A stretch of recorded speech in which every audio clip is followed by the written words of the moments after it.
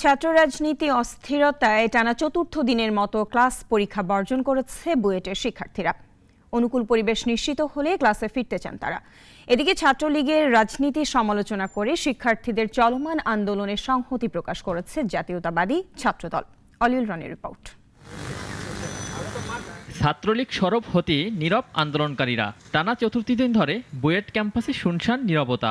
আন্দোলন চলমান রাখার ঘোষণা দিলেও দেখা নেই আন্দোলনকারীদের। ক্যাম্পাস জুড়িয়ে ছিল থমথমে পরিস্থিতি। বুয়েট মনে করেন খুবই ভদ্র জায়গা, পোলাবান খুবই সভ্য।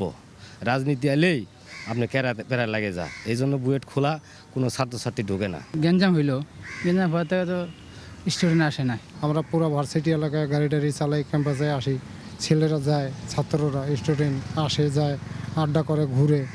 এখন তো ওগুলো নাই। এদিকে বুয়েট প্রসঙ্গে নিজেদের অবস্থান তুলে ধরতে ঢাকা রিপোর্টার্স ইউনিটিতে সংবাদ সম্মেলন করে বাংলাদেশ জাতীয়তাবাদী ছাত্রদল। এ সময় সব ক্যাম্পাসে সুস্থ ধারার রাজনীতি চালুর দাবি করেন তারা। বাংলাদেশ জাতীয়তাবাদী ছাত্রদল বুয়েট সহ দেশের সকল ক্যাম্পাসে ছাত্র সংসদ নির্বাচন এবং সহাবস্থান দাবি করছি।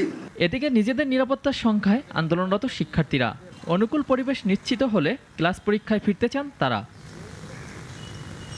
অলিউল রানী, নাগরিক, ঢাকা। ওয়ালটন ফ্রিজ কিনে অনেকের মতো আপনিও হয়ে যেতে পারেন মিলেনিয়াল। সেরা পণ্যের সেরা অফার।